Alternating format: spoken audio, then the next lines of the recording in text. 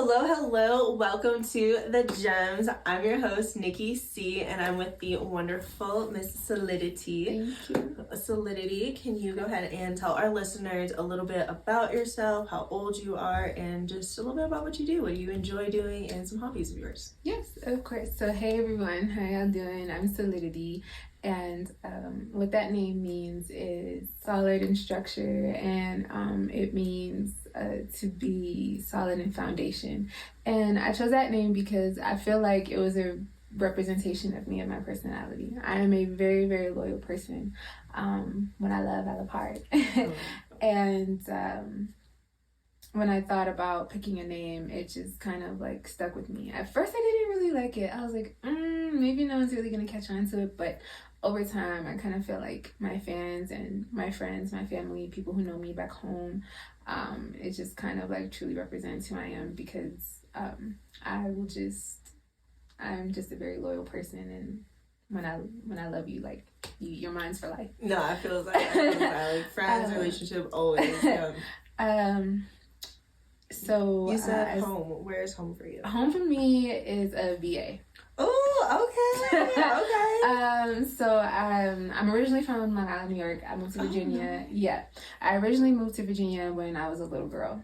And at first, when I moved there, it was kind of sad because I really missed like the city. I missed the parks. I missed the ice cream, man. Oh, okay. I definitely missed the sprinkles. I don't know how to put sprinkles on ice cream. No? Virginia, no. Okay. But yeah. So over time, VA just kind of grew on me. And I call VA home because that's where I learned everything. That's where I became who I am today. So for me, VA is always going to be home. I love that. And then as far as hobbies, I love doing music.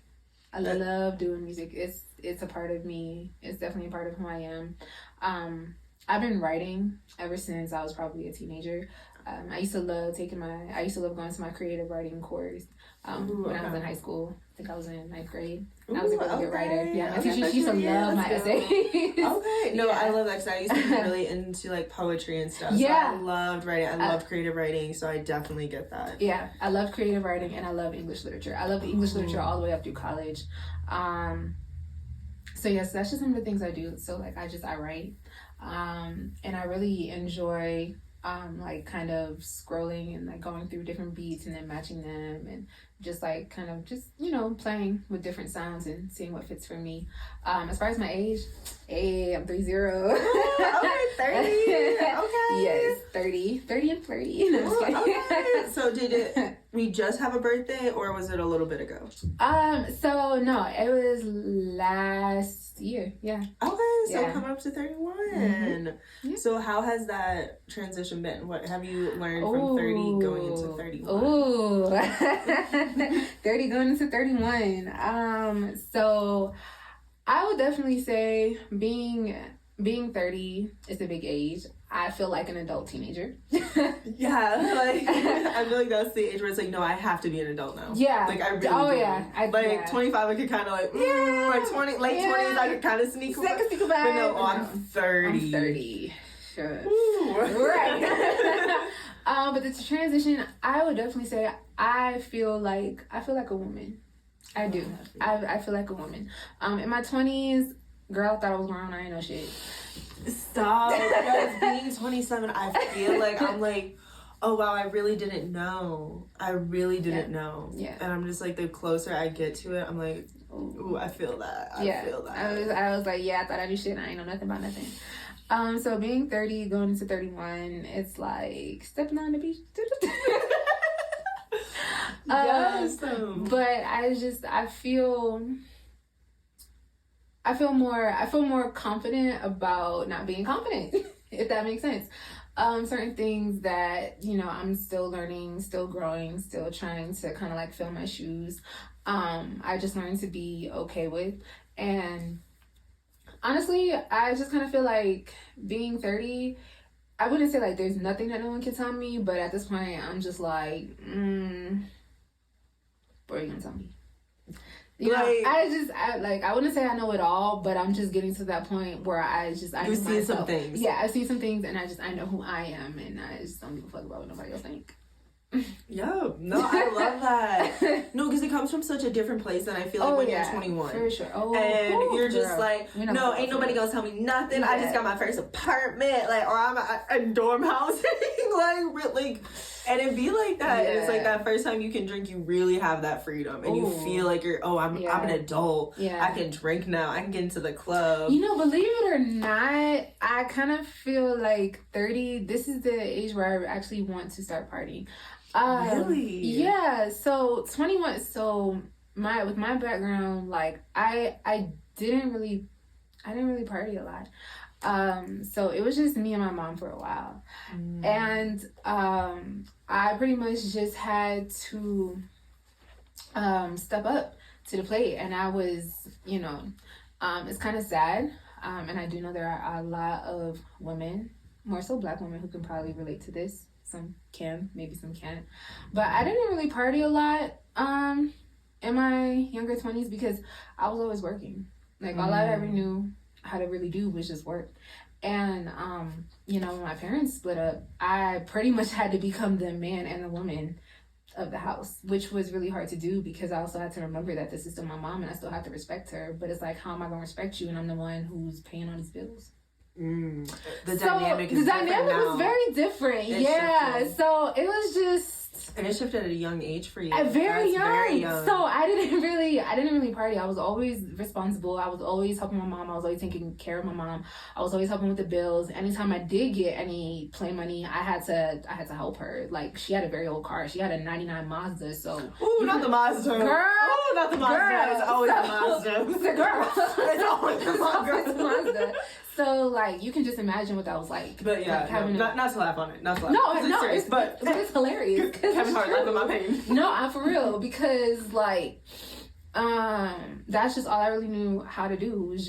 I was just always helping my mom pay the bills, and so were your friends kind of like in the same position as you, or was it total? Okay, so how was that? Totally like, it was hard. I didn't have by the time I did, by the time we were in our 20s, 20, 21, 22, 23, most of them already had kids, plural. Dang. Yep. But we see it. Yep. Yeah. Let's be real.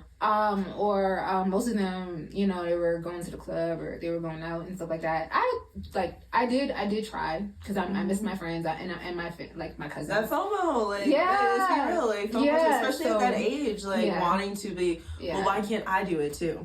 That's how they're doing it. Why can't I do it too? I'm young. Yeah. Mm-hmm. And so I really missed out on that. So this is 30, single with no kids. Ooh, girl.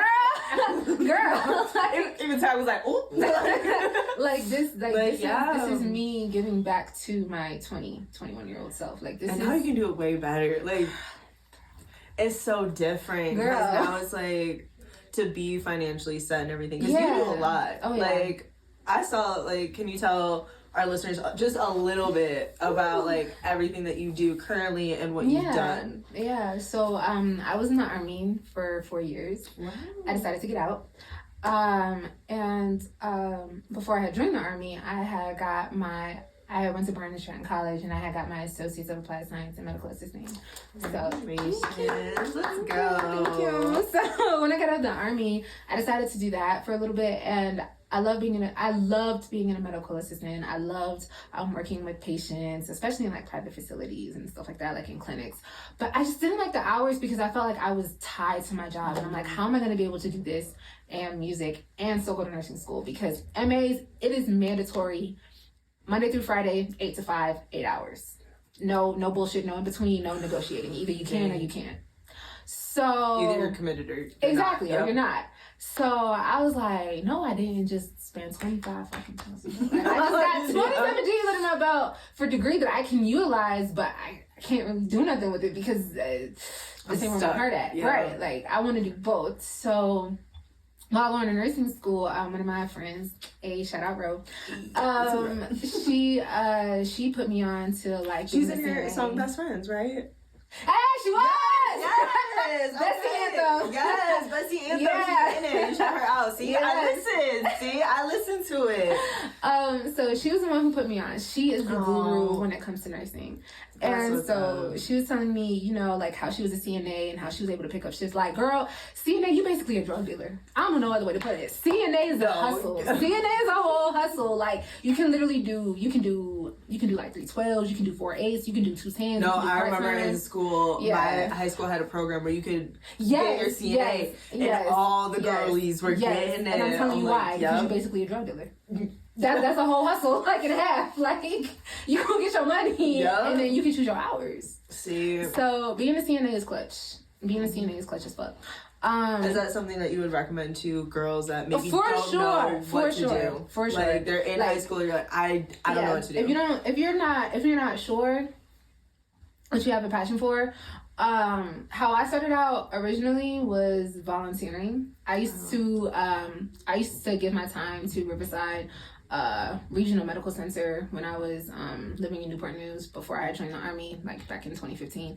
And honestly, it was such an experience. And the cool thing about it is that you don't just have to like work on like certain units. Like, there's all kind of things. Like, there's maintenance, there's tech, there's so many different things that you can do in the medical field. And one of the things that I loved about it was that it helped me take my mind off of like things that I just were out of my control, and it just helped me center focus more on myself. And I already knew that medical was the route that I wanted to go, and volunteering there just kind of like gave me that confidence to know that I could do it. And I got to do everything. My favorite was Mother Baby. Ro tells me all the time, she's like, you're gonna do peds. But I like the other units, but Mother Baby was definitely where my heart was. I loved working with the babies. Like, they were just so sweet, they're so cute, and they also helped me realize I don't need one of you right now because I'm broke. See how expensive? Yeah. But no, honestly, Mother Baby, as a woman, first and foremost, it really just opens your eyes, because I've seen some things on Mother Baby that just made me have so much more respect for myself and for women. Like, having a child is no joke. It's not a play toy. It's not. It's a human. It's a human. Like, it's a whole human that you are responsible for, that you have to raise, that you have to provide for. And you know, just seeing, and more than just financially. More than just financially. And just seeing some of the struggles that I've seen other moms go through, I was like, oh, I can wait. I was just like, no, ma'am, no, thank you, no, I can wait. Because that's just nothing to play with. Like, just seeing what they were going through with the children's fathers, I was just like, I said, no, sir. No, not me. No. No. See, I'm good. I'm good on that. Like, if you can lay down, like, you need to also be able to take care of. I'm just saying. And it's more than just that. It's the connection. But we can start there. We can definitely start there. But it's more so of anything, it's the bond. Because it can't just be all on the mom. Like, that's how burnout happens. Yes. That's how depression happens. That's how, like, and now it's just was like, I said, I can wait. I can wait. I'm good on that. No. So speaking of women, and it seems like you've had such a strong bond with women. You seem very much like, I don't want to say like a girl's girl because you're a grown woman, but it's definitely a girl's girl. Yeah. How is women in the music industry? Because we see it, like, let's be honest, let's not just act like Megan Thee Stallion and Nikki just had a huge beef and Nikki put that on acapella so you could really hear what I said. Like, she really just was like, no, you're gonna hear everything. So how, like, is the beef real? Is it made up? Is it rap cap? Like, what is it with women in the industry? You know, I can't answer that question. I can only speak for Solidity. Oh, I love that first. And as for me, I am just all about us as women coming together. I am more so all about bringing out the best in one another. Personally, in a perfect world. See, okay, thank you. Where we all get along. I'm kind of like that one person, you know, the girl who just walks up on stage and she's like, well, you know, I just want everything to be rainbows and sunshine. We could all be happy. But no. So I'm just, as an artist, as someone who likes to intertwine both R&B and hip hop, you know, singing and rap. I'm just kind of creating like my own version of like what I feel hip hop should be for women. Ooh, I love that. Can you explain? Can you go a little bit deeper? Like, what is your vision? Yeah, my vision is collaboration. My vision is uplifting. My vision is fuck these niggas. No, but like women empowerment, like a whole women. I love that. Yeah. But no, the guys they can be there. They can bask in the ambiance. But no, when it comes to rap, that's just how I see it. That's just how I want it to be, because I just feel like we already enough as women. We already have things that are set. No, thank you. Okay, because I feel the same way. I feel like it could be such better music if it was just like collaborating. Yeah. Like I'm like, there's so many times I'm like, I want these two artists just to collab, and y'all have beef over nothing. Like your beef is so seriously. I wish I could speak on that, but I can't, because I don't understand the dynamics. Like I don't know what other artists have going on, and there's always so much more behind the scenes. That is true. Yeah. So like I said, I can only speak for Solid, and Solid said let's just get along. So who would be your dream collab? Ooh, my dream collab. Like they call you up right now. It's yes, instant yes. Nikki is I'm just like, that's why I couldn't take it. I couldn't say shit. Nikki. But I get it though, because I'll be so honest though. I give Nikki so much credit, because without Nikki, Megan couldn't be. That is a goddess. Without Nikki, Ice Spice couldn't be. Like Nikki really did carve the way for female rap. I do. Like I think in the way that she did, and like this very cutesy poppy, like I can have my titties out. Like I think it's more than that. See, with Nikki. Okay. She's like, I'm a Nikki stan. Let me get on my Nikki ass real quick. Nikki is... Like, Nikki, if you hear this, come on, girl. Please stop. No, I love it. Nikki is an entity that can't be explained. And the reason why I say that is because I am a Nikki fan. And when I say fan, I just don't mean lyrically, although, gosh, she's a genius. But lyrics be slapping. But as a Nikki fan, it's because my relationship to her music was not something that just happened overnight. Ooh, okay. With Nikki, it was actually something that took time. I've always thought she was a very, very talented, very amazing artist. But when she definitely came out when I was 15. That girl. When she first came out, of course, I was all about Beam Me Up, Scotty. Yes. But I think when I was about 18, 19, around that time frame, I'm ashamed to say I wasn't really listening to her like that. And not that there was absolutely like nothing wrong with her music. No. It's just at that time, I was going through a lot. And so to me, Nikki, she's like the mommy of hip hop. And when I say that because around that time when I had lost my way and I wasn't trying to listen to what nobody had to say. I wasn't really listening to her, and I was just more of like into, I would say like I was more into like Yo Gotti and Lil Wayne, definitely Drake, and Aubrey. I can't. We're not gonna go to Degrassi, but no, but what he just did. No, but I was more so like listening to like Lil Wayne. I was listening to Drake. I was listening to like Yo Gotti. I was listening to Migos for sure, because that's like 2013. So yeah, and so I wasn't really listening to Nikki. And then I would say about 25, 26, 27. And I know that's like so late, and I'm disappointed in myself. That's when I actually started listening to her, because I was comprehending what she was saying. No, like, because that's so real. Like, I started to come more into my maturity. I started to come blossom into my womanhood. And that's what Nikki is. She's a goddess. She's a woman.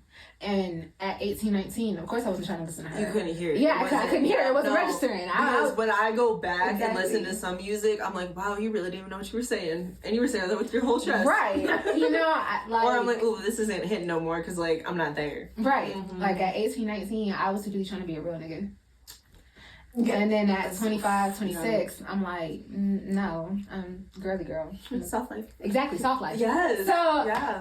that's when I started listening. That's when sounds so crazy because I'm like in my soft life era right now. At 27. So stop. You're making me think I maybe need to go like back and listen to Nikki now. No, because Nikki, she represents everything. Like, to me, she's every woman. And I have so much respect for her. Like, she will always be one of the greatest. Like, every time I listen to her, I'm just like, bro, like, if Biggie was trying to leave footsteps, he set those footsteps. He set those imprints in Nikki. Because that's why. Like, to me, she's the female Biggie Smalls. Like, to me, Biggie never left because he lives through Nikki. I love that. No, I love that. Yeah. Well, because I feel like everybody has that one artist that they're like super passionate about, that it's like, no, you don't understand. Like, I feel like I know them as a person. And it's like, no, like, I love that because so many people, like, they're no, like, don't stop, like, don't, like, but like, you go hard for them. Yeah. And it's like, no, to have that connection because somebody has that with your music. I don't think so. I'm still coming out. I feel like there are some people who would be like, yeah, like, this song hits. But I just, honestly, this is nothing. Like, I cannot wait to go back in the studio. Like, I'm always itching. I feel like a junkie. Like, I'm always wanting to get back into the studio. So what's next then? So what's the next studio? What's next? What is? So definitely this month. I will be hitting the studio. I will probably be the first or second week of March. And so I'm working on Solid University. Ooh, I like that title. Thank you. I like that. Yeah, Solid University. Hood Adjacent. That's gonna be our next tape. Ooh. And just a few projects. I'm debating on whether I want to do a music video for On My Way. So On My Way, pretty much just that was a song that I had wrote when I was going through my separation, and it was very unique. But I'm kind of hard on myself because I'm like, I like it, but I'm still not sure. But the video, I wanted to be very creative. So I'm thinking of kind of like doing, I love recreating things. And so one of my favorite videos when I was in middle school was Me and You by Cassie. Yes. So I would love to take that and like make it my own. It's going to be in like a dance studio. So that'd be dope. Yes. Okay. Because I love Cassie. That's such a classic. Yes. See, that makes sense because Nikki and Cassie, it's all coming together. It's all making sense. Okay, so you said separating. So can we dive into that? Just because, like, with being an artist and real pain and everything. Oh yeah, for sure. Like that's a real place for you. It is. So how has that affected your music? How was that in your creative process? Did you create during that entire time, or did you like take some time off from creating? I would say it can be very deja vu when it comes to music. And I will tell any artist out there, be careful what you say, be careful what you write, be careful what you create. It can be a good thing, it can be a bad thing. But words, in a sense, are like spells. And I never knew, like, the entire time I was writing my music that I was speaking on the future, I guess, in a sense. Or not the future, but I would say more present. Because I don't want to sound like a hippie, Crystal. No, you're good. But a lot of the pain, the heart pain, or the heartache that I wrote in my songs, most of these songs are, like, old. Like, On My Way, I had listened to that beat back in, like, 2022 while my husband was in Kuwait. And then I was just writing, because, like, we would argue a lot. And so that was one. Another one is Disappear. Disappear, I wrote that in 2021. Wow. And we were married. Oh, so this is like really reliving it. Yeah, and I was just like reliving it, and I was just like, bruh, I wrote this because I was feeling some type of way. Like, this shit wasn't supposed to happen. So you were doing long distance during that time too? 2022, yes. 2021, no. We had just gotten married. Wow. So it was quick. I'm so sorry. It's okay. Because I know when you went into that wasn't the idea. No, it wasn't.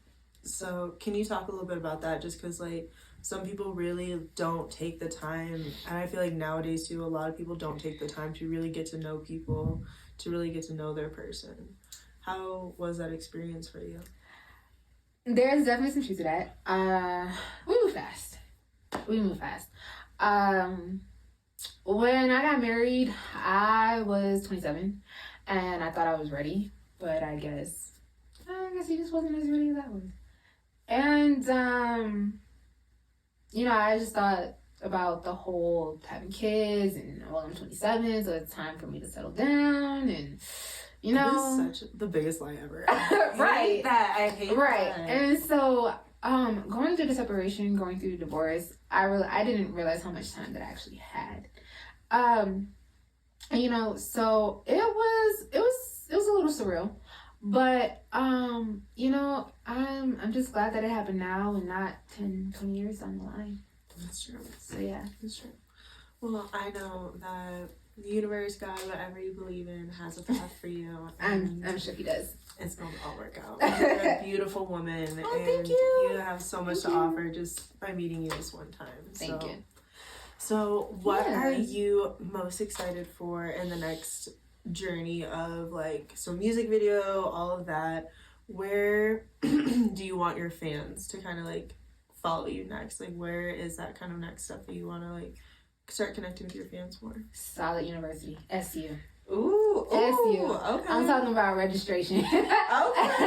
So what's it take to enroll? How do you enroll? So with Solid University, it's when you say enroll, do you mean as far as where they can follow me at, or where can they follow you? What does it mean even to be part of the university? So it's basically when I thought of it, it just kind of it was just instant.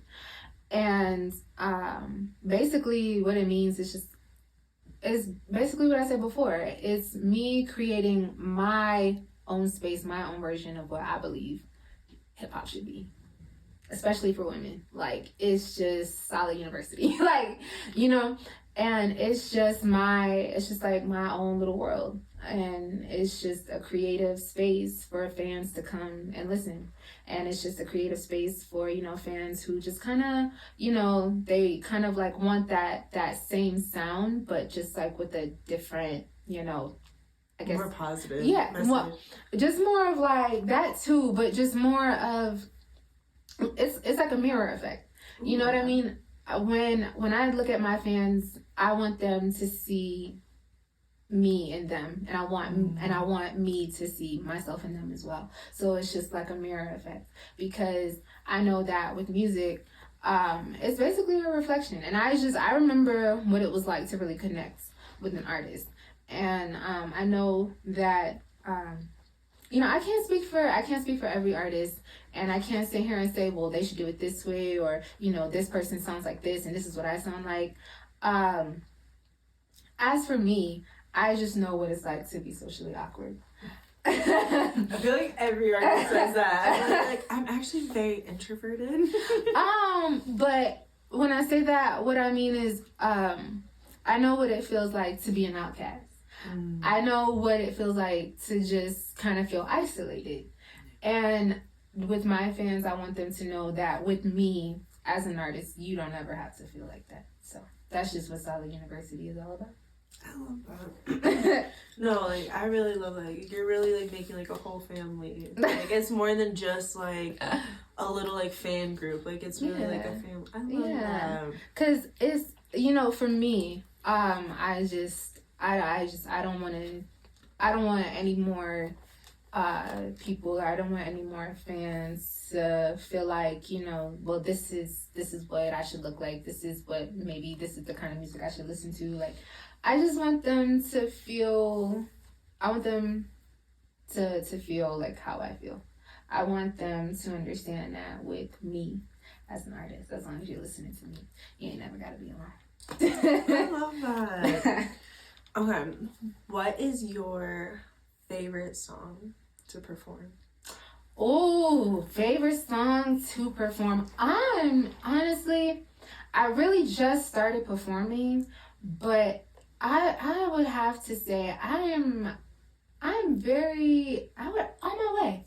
Yeah? On my way, yeah. Like, I'm really excited to perform it. I haven't performed it yet, but it's the song itself, you know, and I really like making the choreography to it. Ooh, okay. Like, I really can't wait for the music video. And I would say On My Way because it's really a unique way of how I deal with pain. And that's another thing too with my music. When I started writing, especially expressing like my soul, expressing myself with any type of heartache, I just noticed that with R&B, it can the mimic starts to sound, you know, they start to sound like each other. And, you know, with my music, I just didn't want that, you know. I kind of feel like with, when dealing with pain, when dealing with heartache, and things like that, you know, artists kind of tend to use a certain sound. And most of the time, heartache is expressed through R&B. Not all the time, but for the most part. It's got like a rhythm and blues, or it's got a like soft type to it. So when I heard the beat by the producer, I believe, Way Too Lost. Ooh, okay. Yeah. I said, this is good, you know? And so then once I wrote the song, I said, oh yeah. I said, this is what I want to do. So I'm really excited to make the music video for it, and I'm really excited to perform it.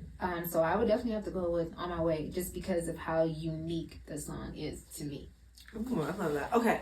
So as somebody who has never written a song before, and I think it is so cool how you guys like how Thank you. an artist can like really like capture what they're feeling and put it onto a beat and everything. Like, I think it's great that I can rhyme cat with hat. Like, that is, I'm doing awesome. How do you write a song? Like, where do you get the inspiration from? Do you just sit down and like write a song in one day? Does it take a long time? Like, how do you write a song? So to any new artist out there, writer's block is a thing. Do not feel bad. That's where your most creativeness is going to come from, that writer's block. So how it starts for me is it normally just starts off as kind of like, I would say it just kind of like starts off as like one thick, big paragraph. Ooh. Like, I'll just start writing. Sometimes it could be poetry. Sometimes it'll just be like how I feel. And then I'll break it up into like bars. I'll break it up into sections. Then I'll listen to the beat. And then I'll like take words out, put it back in. I'll be like, oh, okay, this is catchy. That might rhyme. That might hit.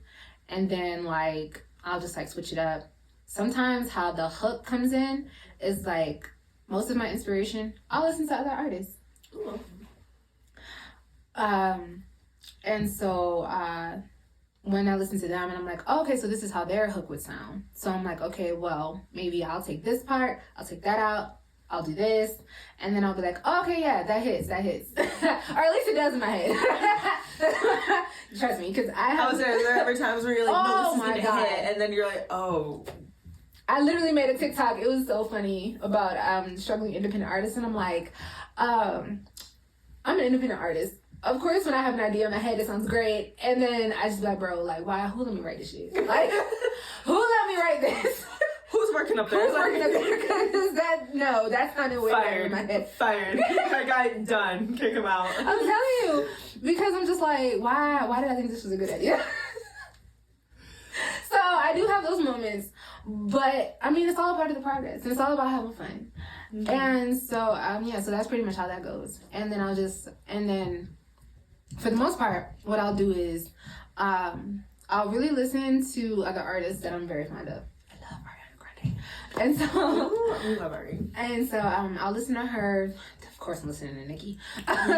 we established that. So is she also one of the people that you kind of listen to get like ideas? Oh, for sure, for sure, yes. I don't know, like, yeah. I listen to her. I'll listen to 90s. Like, who would I listen to? Let's see, who's another favorite? Man, I'm listening to everybody. I'm listening to Nikki. I'm listening to Ari. I'm listening to Mariah Carey. I'm listening to Queen Latifah. I'm listening to everybody. No, I love that because it's also like some of the older genres too, and Lil I love that. I'm definitely listening. Oh, we love some Lil Wayne. Oh, I love Lil Wayne. His lyrics. Woo! Oh my goodness! Yeah. The man of like, I just remember watching interviews where he was like, no, like there was times where I was trying to go to school and I was smart, and that's the thing is so many people don't think he's smart, and the man is so How can you smart. listen to Lil Wayne and think that? Because you know why? Because people just judge off of looks. I guess. But... Yeah, but like no, the man is so smart, and like he like got jumped going to school, and his mom was like, nope, this is the day I'm pulling you out. Like you're just gonna go get your GED. Because it's safer for you. Because he was making music while he was still in school. Like, I could not imagine that. Wow. Like, that makes me feel better because I'm doing the same thing. Like, he was, like, making music in school. And it's just, like, wow, like, you were trying to actually get an education and do your dream. And you had people trying to, like, really shoot you and kill you. Like, the pressure. I couldn't do it. Like... No, it's a thing. It's a thing. I used to get, like, I got teased a lot because, you know, I made good grades, and I never understood like how having an education was just not cool. Like, why do you not want to know how to read past the second grade level? But you know, it's like that. It really is like that. You know, it'd be like that. Some people don't think they deserve more. That's like true. Some people, and then and then they just take their insecurities out of people. Yeah, it's like that. Maybe go to therapy. Go get some help. Go get some help. Okay, so we talked about how you're kind of divorced and everything, and you've been on this journey now. So 30 and flirty, like what's on? Are we dating? No. Oh, he said no. No. So how is that being single and just having a 30-year-old like self-love journey, all that? So it's indescribable, and you have to get there yourself to find out. Ooh, I love that. It's all about figuring out who you are and nurturing and caring for that person that was neglected. That's that, like 30 and flirty is just like, it's all about me, and I'm gonna talk about you right now. No, I love that. Because one thing I will say is that it's just take that time to nurture that neglect. You know, take that time to care for that person that was not cared for the way they were supposed to. Work on yourself, love yourself, heal yourself, because you're not going to be good to anyone else. And that's the one thing that I did learn in my marriage. You know, that was kind of like a bird's eye view of why it didn't work, because you can't expect someone else to heal you, and it went both ways, not just one way. It went both ways. That's big. Yeah, there's a lot of people who can't even admit like that they had faults. So. Oh yeah, for sure, girl. Well, I just want to thank you so much for coming and dropping all the gems for the younger generation, for the 30-year-olds that like need to feel like, hey, it's not too late. Yeah, girl, like it's never too late. So thank you so much. Oh, you're welcome. And where can my listeners go ahead and find you? Where can they follow you? Where can they hear your music? Yes, for sure. Yes. IG, the official Solidity. I am on all platforms: Spotify, Apple Music, SoundCloud, you name it. Perfect. Thank you so much for tuning in and listening to Miss Solidity drop her gems. Make sure to stay tuned and follow us for all the gems that we're about to be dropping. You're not going to want to miss one. Bye, guys.